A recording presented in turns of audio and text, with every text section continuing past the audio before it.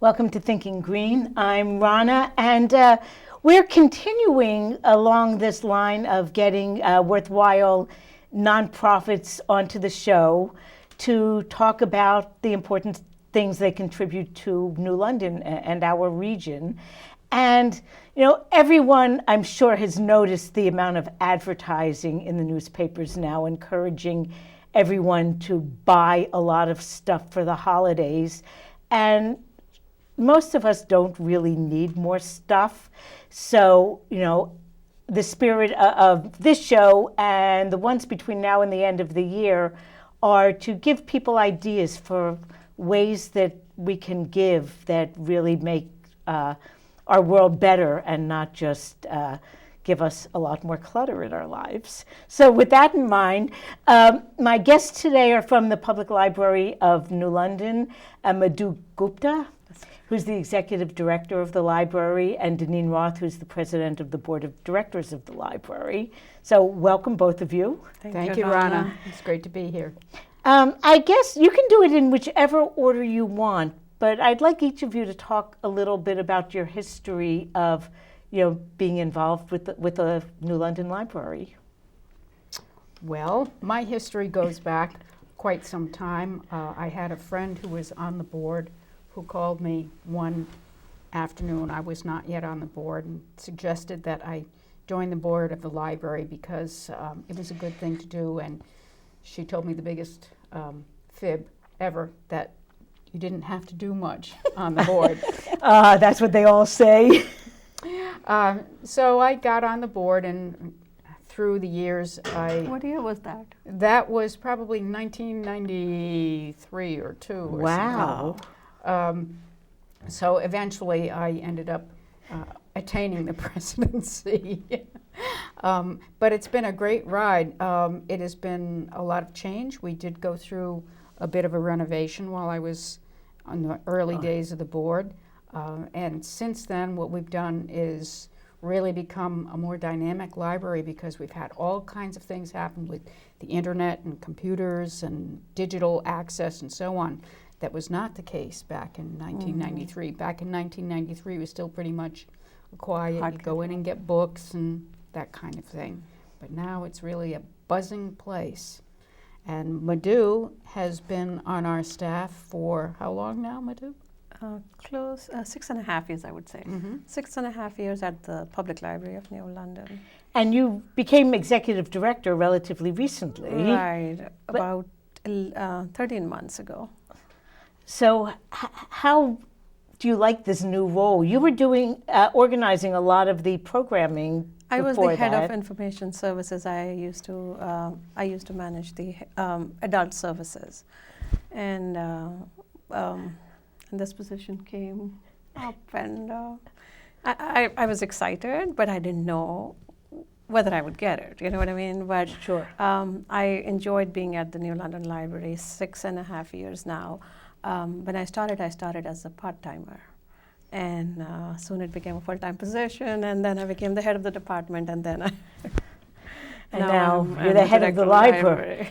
Now, I think I want to, we'll talk more about how people can support the library after, later in the show, but the New London Library, some people might think it's a part of the city of New London, but it's really its own thing, and maybe you can talk a little bit about maybe the pros and cons of a library that gets support from the city but is kind of an independent entity?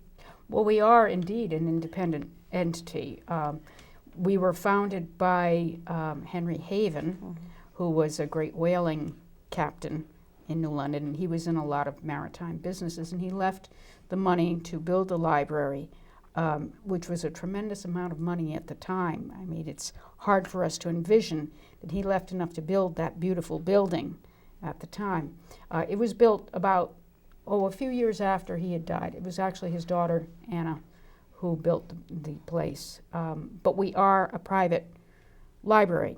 That being said, we depend upon the City of New London for about 90% 91% of our operating budget.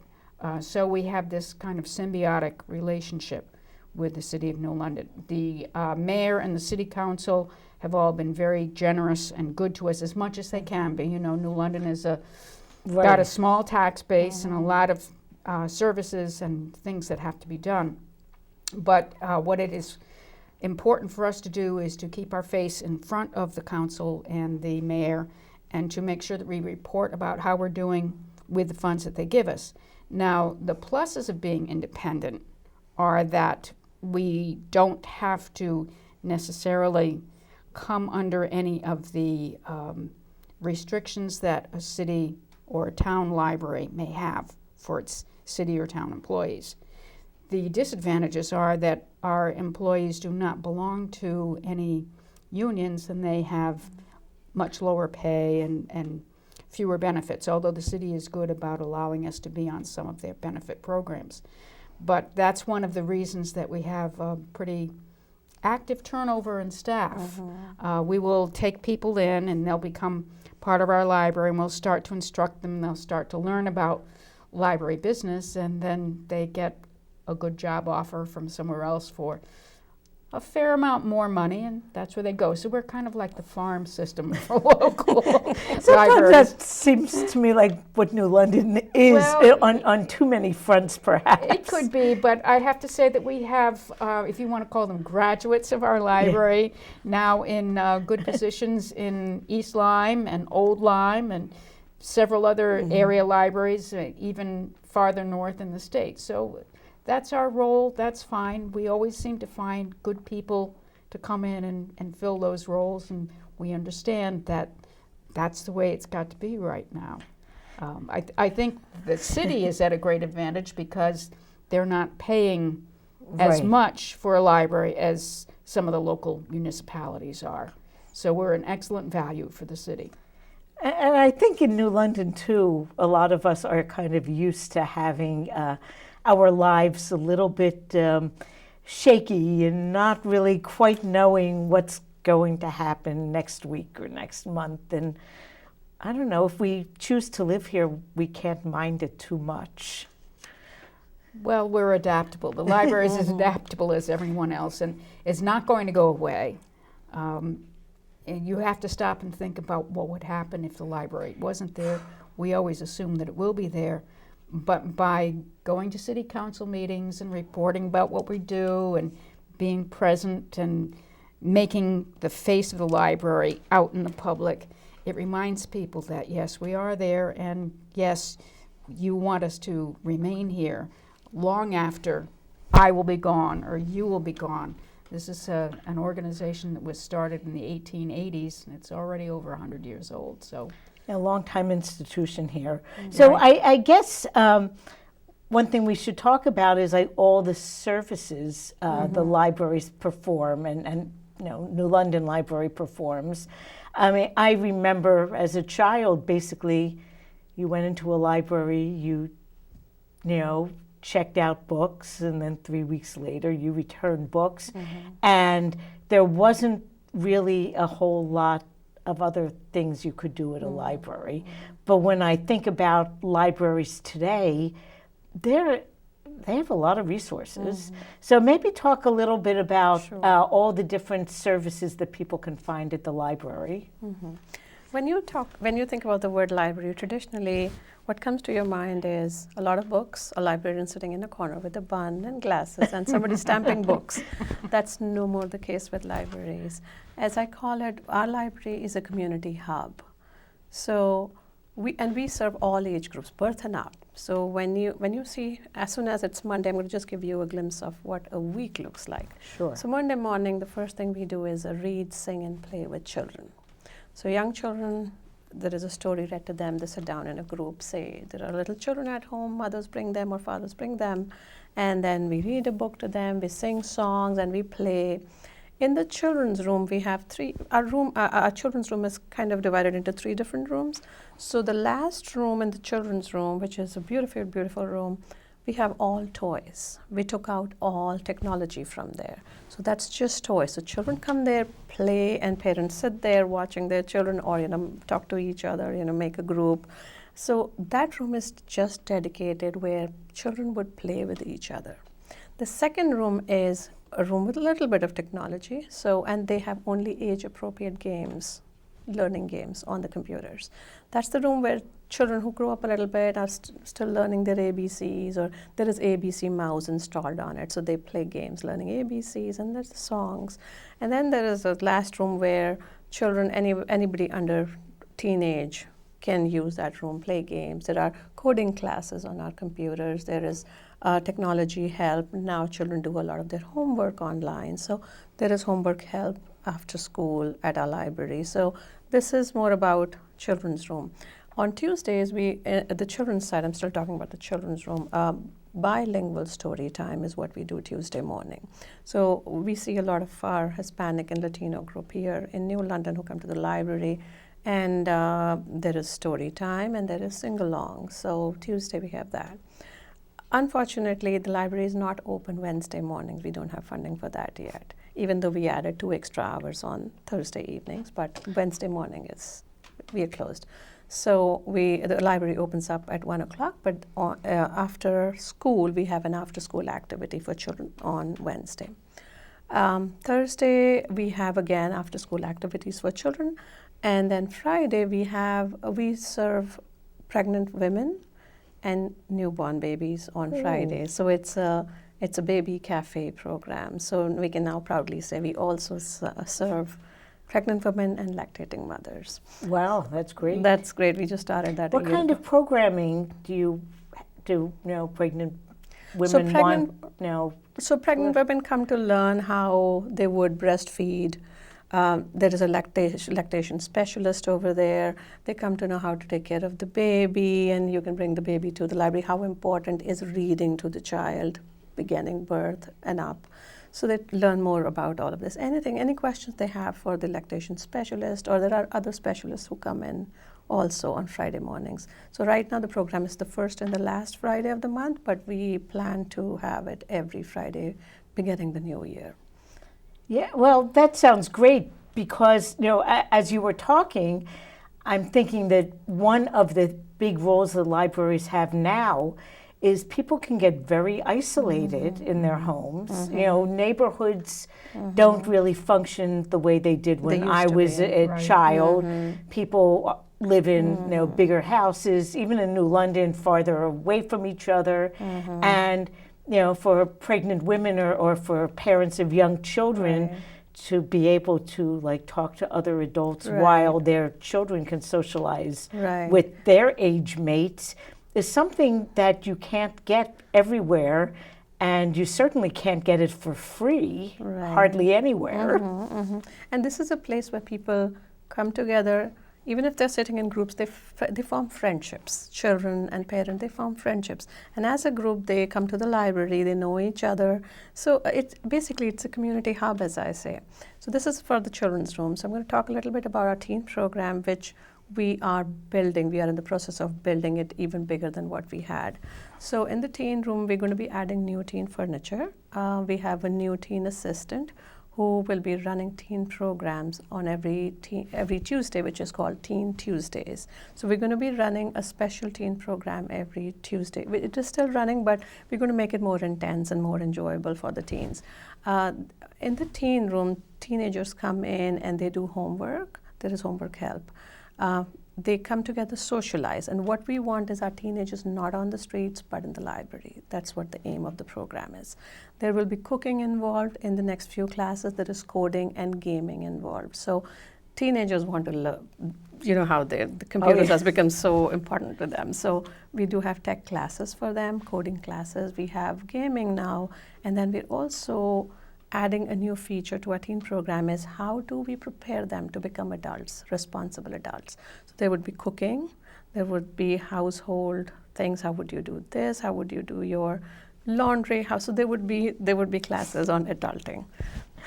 So it would be fun, and teenagers are enjoying it. So the good thing about our new teen assistant is he talks to the teenagers and he asks them, what would you want me to do in the next class, instead of he just putting in something. So if they liked virtual reality the last class, so he canceled the movie next Tuesday and he put in the same class next time. And we had about 12 teenagers that evening and to play the virtual reality games. So they had a good time, and we want to build that club. We really want to build teenage group in the library. Now, how do parents sign up their kid? Do you have to pre-register for these classes, or can people drop in? For teenagers, we do not do a registration. We open it up to everybody.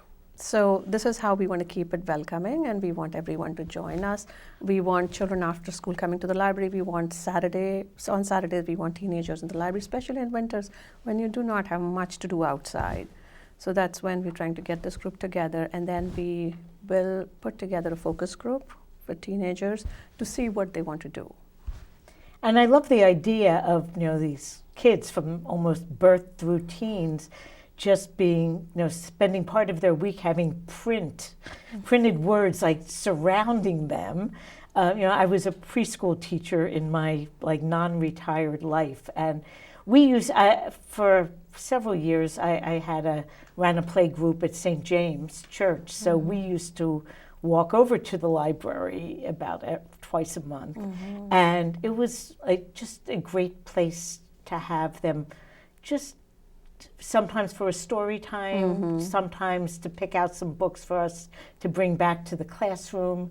But just having that exposure to print, it isn't always so easy in today's world to get that. Well, we still have our 1,000 books before kindergarten program going on, and that involves getting parents aware of how easy it is to have their kids experience 1,000 books before they go to kindergarten. It sounds like an outrageous number, but if you stop and think that if parents will establish a reading time with the kids, usually it's bedtime story type of thing, but there are parents who have work hours that might not allow that. So of course, the story time during the day is good too. But we have appropriate titles for the kids, and our librarians will help show parents how to interact with kids and how to get them to look at text and predict what is going to happen, to think about what is happening, and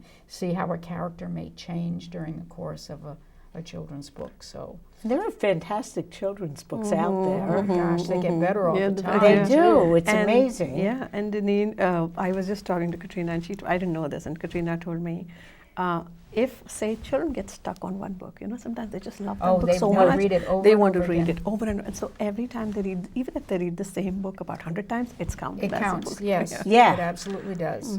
Oh yeah, it would, because it would still be Reading that book, experience, yeah. that daily Right. experience. I- And I'm thinking, doing the math, 1,000 books. If you have a bedtime story or one book a day for a child, by the time they're 3, will have been exposed to 1,000 books, 1,000 story periods. And as far as the same book all the time, I think as parents we all read. There was always some book that our children picked that they loved, that we just thought, oh my gosh, do I have to read this again? But that's one of the things that's very important for early literacy, is that repetition and the rhythm.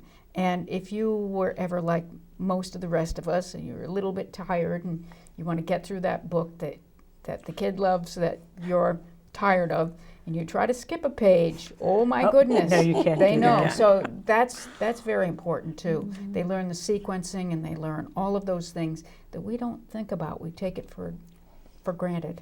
And now, I mean, it's so great that there are like really wonderful children's authors out there that sometimes you can move to a different book by the same author if it has it's similar enough and kind of guide a child to something a little bit different. But yeah, having them take control over it, and then you can have them read it to you, and they won't skip any pages. So yes, so you talked about the different kinds of programming for kids from birth, prenatal, even through teen, but there's a lot of adult programming as well. Yes. So what kind of things can grown-ups come to the library for? So for as simple as printing something to making a document to faxing, these are all the services that we provide at the library. When you go into the adult services, you have books, materials, audiobooks, videos, movies. We have children's movies also, but only adults can check those out. Movies, we have Citizenship Corner where you can find language learning books. How would you learn a language? Through CDs or through books. We have a lot of programs from immigration. So these days immigration is a hot topic. So if you need information on immigration, we have immigration workshops actually in December and on, I believe it's 13th of December. On December 13th, we have an immigration roundtable at our library, which is a Friday, December 13th at 10 a.m. Your questions on immigrations will be answered. We have a lot of book clubs. So we have a very popular mystery book club. We have a genealogy club. We also have a cookbook club. So there is a variety of book clubs that we have. We have movie afternoons. So Friday afternoons, we do a movie. So we do a latest hit that people have not seen. So Friday afternoon is the time we do that. We do have a lot of electronic literacy classes. So I think backstage we talked a little bit about why our library is still relevant, because technology is growing so fast. But libraries are one place where we teach you how to use technology. And libraries are one place that are not in the same building as your mailing address. Library, the staff is going out. Outreach is very important to us. We are trying to go out of the library to see where unmet needs are. That's what the libraries are all about these days. So we don't stay. And when we talked about story time, you said you used to come to St. James to the library. Today, our staff members are going out to nurseries for a story time. So here is the difference. The library has services that we never had back then. So we now have, you can borrow a hotspot at the library, which is basically internet. And you can take it home for 3 weeks, and you can apply for jobs at home. People who cannot afford internet, they can apply for jobs at home. If you are taking a lesson somewhere or studying, you can use that at home for 3 weeks. You can come back, return it, and put your name back again in line for the next available hotspot. So, and museum passes. So we have museum passes to all local attractions, discounted passes or free passes. So I'll talk about a little bit about the Children's Museum of Southeastern Connecticut and Niantic. That pass is so popular. I have to tell you, as a preschool teacher, and I was home visiting, so I was working with the parents as well, the museum passes were a tremendous incentive for those parents to get library cards. We used to bring the children to the library for things like story times and to get books for the classroom.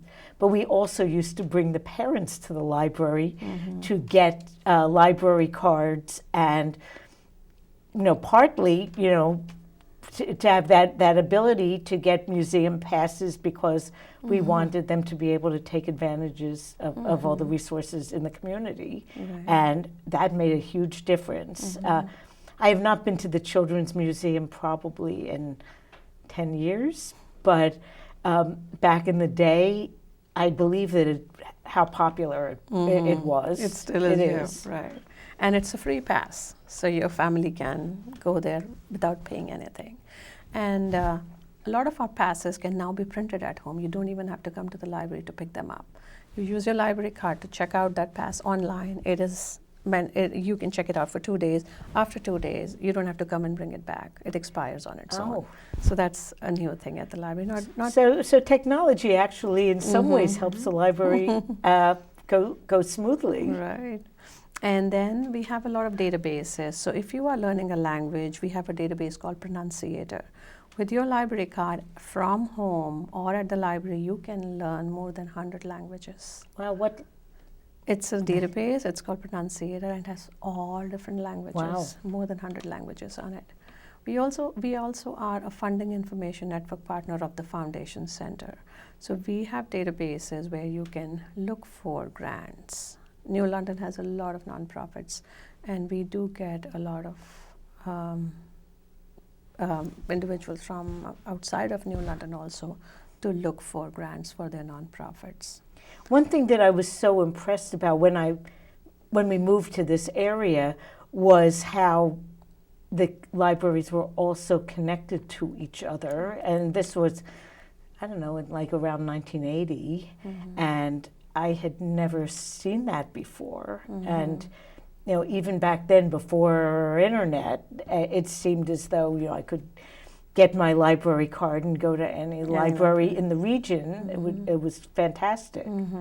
You can use your library card. So you get a library card from the city where you live in, but you can use that library card in anywhere in Connecticut, anywhere. And you can borrow books and drop them anywhere also. So that's an advantage. Say you don't have an item in one library, you can go and pick it up at another and drop it wherever you want. So that's the added benefit. Plus libraries, we may be so many in number, Groton has one, Waterford has, but we all work together. In fact, the Public Library of New London is in consortium with not Groton and Waterford, but we are in consortium with many other libraries, and it's called a Lion Consortium. That helps us share costs, that helps us share material. As you know, our budget is not a big budget for building our collection or adding material to it. So being in a consortium helps us. We share costs. Say any new database that comes out, we get it at a lower cost than any other library. We also borrow material from them. Say there is a movie. Our collection does not allow us to have just about everything. So there is something that the other library has. We can get it for that member to our library.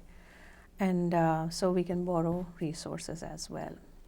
And I know even if if I were to look online and search for a particular book, they could tell me if there's a copy in New London, if it's on the shelves or off the shelves, and if it's not there, if I could go to like Old Lyme and get it there. Yes. That's a wonderful service, because say you need the book right away, you can go to East Lyme or Old Lyme to pick that book up. But if you have, say, a week or 10 days on you, we can get it here for you. So it works both ways. Now, there are a lot of the services and programs you talked about are related fairly directly to books and literacy. And but some of the things that happen at the library, I would expect less. Like you mentioned the different kinds of book clubs. But when I was looking at your calendar online, you have like a knitting club also, and like violin lessons for kids. So I guess my question is, how does it work? What's the process if someone wants to use the library and start some club that isn't really something you necessarily think of being a library function, but is an important community function? How would a person go about that? So we are open to ideas. And we have a purple slip right as soon as you enter the library at the circulation desk where you can give us suggestions. You can reach out to me, and I am very receptive to anybody who has questions, concerns, ideas. And as a library, we would like to make it more functional and more happening in New London. So we started a chess club, and the chess club has grown over years. Knitting group, about 13 members meet every Thursday, and sometimes it's more than 13. We have a cookbook club, which is related to books, and in some way, sort of, you pick an author or you pick an ideal, a cuisine, and you do the cookbook club. Having said that, I would also like to mention, and it's not related to books, but another service that our library in particular does, and we do a very good job. I would say I'm very thankful to my staff who work so hard. So we in New London also serve people with disabilities. Our group is called Empower Together. So people with disabilities come to our library every other Thursday, and we do hands-on workshops for them. So it's not just getting together watching a movie. It's either, if it's a movie and discussion. So we help everyone participate, be a part of us, and everyone is welcome to the library. That group started in 2018 with 5 or 6 participants. Today the group has almost 30 participants every other Thursday. And we are so happy and proud of what our staff does and what our library does. Now, do the participants with disabilities have disabilities of all different types? All different types. Is that challenging to create relevant programming?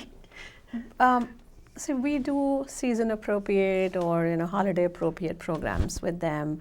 I'll share this with you. Yeah. So I started the program, my first program was, let's read this children-like book with a lot of pictures, and then we'll talk more about this book. So I opened up this book, and I started reading, and this gentleman gets up. I don't like reading. And I was like, okay. A library might not be where you wanted to come.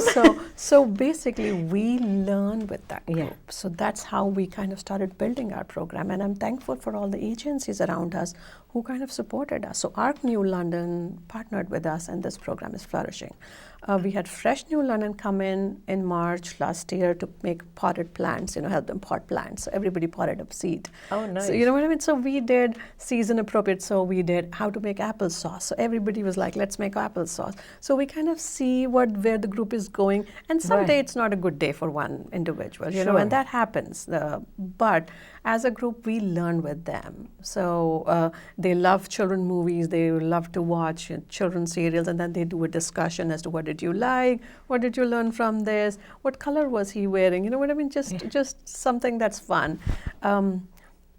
We did have a sing-along program. So we had a presenter with a guitar, and everybody was so excited, and everybody was clapping in that room. So Thursdays, it's fun at the library with them. And it's all related to literacy too. I mean, we've talked a little about the importance of libraries, but they're very threatened. I see in New London, the schools don't necessarily have libraries, and it's really kind of sad to me to see that, because you need, I don't know. To me, I think even if libraries change their character, having more hands-on type stuff or more technology kinds of activities, you still need that link to literacy, I would think. But I don't have the budget myself. Well, it's partly a budgetary issue, of course. Art and music and libraries are usually the first things that go from a stressed school budget. But what it does is it puts more of the onus on the classroom teacher. Most classroom teachers have built very good classroom libraries, but they always need more. And when there is a trained school librarian, the children get to go to a separate place, so they have the idea of going to the library, which is still important. And they also have the specialized skills of the library specialist. And it also instructs the classroom teacher in different ways of presenting and approaching materials and things for the kids to engage them and to get them to do things that they maybe wouldn't do. Schools, especially elementary schools, have become so academically oriented, and I won't get into my Now, opinion that could on be that. a whole different discussion for another day. The library itself, or the library experience, or the school library experience, still has an emphasis on the oral language, the story itself, what happens in the story, the human elements, and then doing some creative movement or play associated with it. The kids don't have to write a summary. They don't have to do a character study. They don't have to do any of those things. They can just react to the pleasure of experiencing the story or acting it out, or even a puppet theater, replaying the story. All of those things that you don't get necessarily when you don't have that facility in your school. And I know that some schools don't even have library rooms anymore, for one reason or another. So again, Some have library carts, I believe. I know. I mean, it becomes more of a burden for the classroom teacher who already has a lot of other things to contend with today, much more than they did back in the day. And it means that perhaps those particular library skills won't be covered as well because the teacher is so burdened and does a very good job at whatever they can, but they don't get that break and they don't get that interaction and collaboration with their peers, their educational peers too. So it's too bad. It's probably a short-term remedy that does not pay off in the long run, but there's only so much that can be done. Yeah, I guess, the message is we have to value what we have, because I totally agree with you. My kids were young. We were very young parents, and so we weren't very wealthy parents. And my kids were really good students, and I'm convinced that one of the reasons was we all spent a lot of time in the whatever library of whatever town we were in, to the point that my older son, we lived in Waterford and Pleasure Beach, and when he went to Clark Lane Middle School, he would ride his bike and he'd stop at Waterford Library, and it became kind of a ritual for me, like just as the sun was going down, for me to call the library and ask the children's librarian to send them home. But, it was sort of his routine, and it made a huge difference, I think, in, his learning ability, even though we didn't have a lot of, resources in our house compared to some other people. So, yeah, I agree wholeheartedly with you in the importance of art and music. Also, it's been documented that it helps math skills and more. So, but back to our library, though. It is holiday season, and I noticed looking at the calendar, and everyone can look at the online calendar and see the full array of events. But I know you have some, programming just dedicated to it being holiday season and kids' school vacation. So maybe talk about some of what's coming up. Sure. So we do season-appropriate, age-appropriate programs for all departments for holidays. So when you look at our children's calendar during the winter break, we have, say, December 23rd to first week of January, we have fun programs for children. We have crafts, and we have different games and activities for children during that week. So when children are out of school, enjoying their holidays, they can come to the library, and parents can bring them, since it's very cold outside, nothing much to do outside. They can bring the children to the library, and they can do activities. We'll have movies. We'll have art and craft. So you will see so many children in the library during that time. The toy room would be full. I know children will be playing with toys, and they will be make and take crafts for everybody. So you can make a craft and then you can take it home. In the past we've done how to make holiday ornaments for adults. This year we'll have a holiday chess tournament, which is very interesting, and I know people will love this. We will have a usual suspects mystery book club, and it would be based on a holiday book. The Tasty Reads Cookbook Club is also it also has the holiday theme this time. So we'll be cooking anything that we will be cooking for holidays. We have a Friday afternoon movie, and we're going to be showing a holiday movie. What else is coming up? And for the Empower Together group, we will be working together on a craft, a holiday craft to take along, to take home. There will also be, let's see, for teen. We have the Kwanzaa celebration Oh, too, yes, that's big. starting on the 28th. And students and families can come in for what goes on. That's a few a family days, event, yep. a few days of different themes for each day.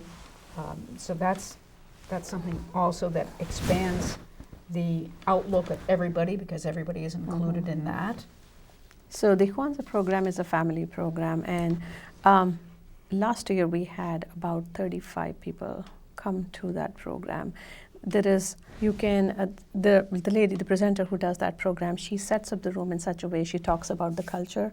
She also have artifacts that she brings along at her home, and she sets them all up, and you can look at things and ask her questions. There is a drum that she brings along. There is a small drumming program. Families have enjoyed that in the past, and this year she's going to make it even bigger and better. So we look forward to having that on December 28th. The snow date is December 29th. As I said, we're building the teen program. So there would be Christmas cookie making and decorating.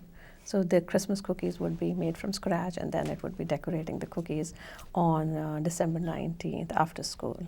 Nice. So now that we've talked a lot about what the library does and its value, we want to talk about how people can help support the library. What do you need for people to do to help your program continue to thrive? Well, of course, we have to talk about money. In nonprofits, that's really the thrust of things. There are more nonprofits than ever. There are fewer grants available than ever, so there is more demand for less money everywhere. So what we have going on right now, in concert with the Charter Oak Community Credit Union, which has been very generous the last 3 years, I think, they have done a matching gift program, which has one more day. So if there's anybody listening out there, you can give up to $500 to the library, and the community, the Charter Oak Community Foundation, no, the Charter Oak Credit Union will match that up to $500.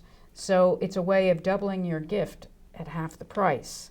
And I had heard that they had run out of funds and then they released more to keep the program going. They had released $100,000 to give to local nonprofits, and they went through that very quickly because now nonprofits are used to this program and we get our people all set to do this.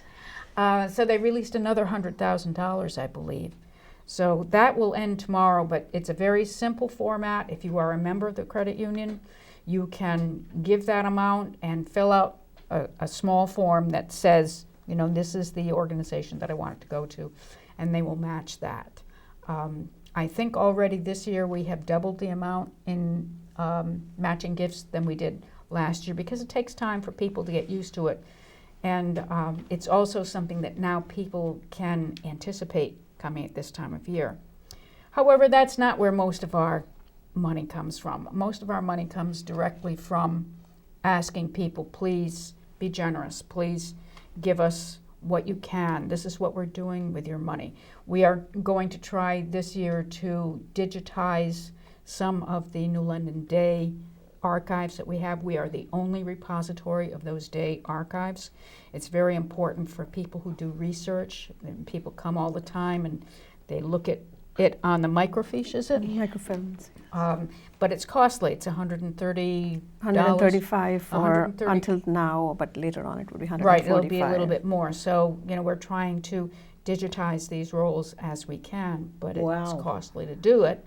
But there are lots of people, even the day itself comes to us to look at the archives to see what happened and so on. And I'll tell you, reading those archives is just fascinating. I know when I was doing research on Riverside Park 7-8 years ago, and we found this fantastic article from, I think, 1912 saying the city should take better advantage of Riverside Park and not just think about Ocean Beach. And this was like a century ago. Right. And it could have been written like, the year I founded. So yeah, it's really fascinating to look at New London back then. Okay, so how else can people? Well, we have our Adopt-A-Book program still going on. It's an opportunity for people to come in and look at the titles that are available. And if there are people that you want to honor in some way, for example, your grandson made the honor roll, or your daughter had her first baby, or some friends got married, or somebody had an important anniversary, and yet you don't necessarily want to give something physical, you can come in and you can adopt a book and put a commemorative plate in it that will stay with the book. Then you get to take that book home for the first time and bring it back. And then that plate will stay in that book so that as other people get to use the book, they'll see, okay, so-and-so donated this book to the library in honor of this. So it's a way of building community and having folks feel like their gift is doing something good. Now, is that list online, or do people have to go out into the library to see? The list is online. We also have a brochure which is available in the library. And I have to say, we were the recipients of one of your adopted wonderful. books. Oh, wonderful. Yes, friends of ours decided to donate the Richard Lindsay book about the anarchists in Fort Trumbull. What an honor. Yeah. Thank you. Well, yes, it was highly appropriate and much appreciated. And I have not read the book yet. I went to the presentation and thought, yeah, I'm going to have to read the book. I missed that part of New London history. So the Adopt-A-Book is a great idea. And of course, it helps you build, the stocks of books in the library. Our funds for building our collection are really quite low compared to other area libraries. And oftentimes when someone wants a bestseller or something like that, we might only have 1 or 2 copies and they might be circulating. So that kind of forces them to go to other area libraries, which is fine that they can do that, but it is kind of embarrassing that we can't. Well, unusually, we have a phone call. Oh, great. Hello? You're on the air, I think. No? Uh-oh. Have I forgotten how to do this? No? Did I drop it? Hello? If I missed you, try again. I don't know what I'm doing. Answer, hold, studio, on air. What? I think they hung up, but you can try again. This phone. Oh, 3? Uh-oh.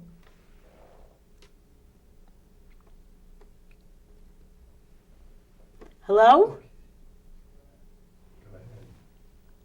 Hello? 3?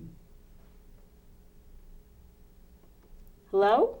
Hello, can you hear me? Oh, now we can. Thank Hi, you. Rona. It's Cheryl Lawrence. I think you dropped me, but that's okay. I called. Yeah, back. I'm not good with this phone. That's okay. I know it's the newfangled one. I just wanted to know, when does the Adopt-A-Book end? Because I've been coming in the past couple of years with my granddaughter and getting one in memory of her mom, and I didn't turn the show until late. So I was just curious, when does the Adopt-A-Book end? The Adopt-A-Book started on October 21st, and it will go on until December 31st, the last day of the year. Okay, so it's the last day of the year. Okay, I wasn't sure. Okay. Thank you so I'll much. Be bringing So her you've got in. another month. Okay, but I not- will be bringing her in, and she can pick one out. Thank you. I appreciate that. Come in Yeah, thank soon you. to get the All best right, thanks. selection. Bye, ladies. You're doing a good Yeah, job. thanks for calling. Thank Okay, you. bye-bye. Sorry I dropped you. That's okay. I have to figure this out. Now I know how to use the phone. We have 1 minute left. So in your last, Bob says 3 minutes left. In your last 3 minutes, Are there ways people can help otherwise by volunteering, or Sure. how would they go about that? So, so we do have a program called Teen Volunteers. So if you are a teenager looking for hours, or if you are an individual who's looking for court hours, we have a lot of volunteering opportunities available at the library.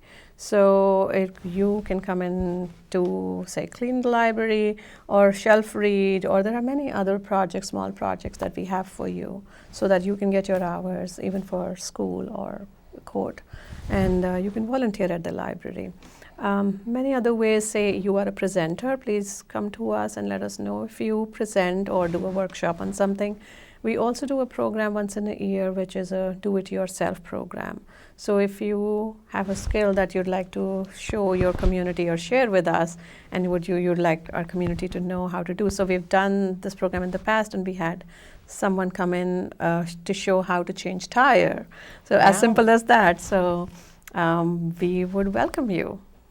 We also have a very active Friends of the Library group that is always looking for members, and they do quite a bit to raise money for us every year. Now, do you look for board members periodically as well, or? Yes, on occasion we do. There are times when board members resign for one reason or another, so we are always looking for folks. So if anybody is interested, if they would let Madhu know, and we could take their name and keep them in mind for when an opening appears. And I just want everyone to know that the website for Public Library of New London has a huge amount of information on it. So if any questions weren't answered, you can probably find it there, and there's contact information to phone or email people as well. And I imagine we're out of our time. So thank you, Madhu. Thank you, Daneen. And I hope people go to their Charter Oak accounts tomorrow and get some matching funds, because we want to see the library continue to thrive. Thank you Thank so you, much, Rana. Rana. Thank you so Thank much you. for having us. Well, thanks for coming on. And over the next few weeks, we'll be looking at some other nonprofits in New London. So tune in. Thank you. Thank you. Yeah, thanks for coming.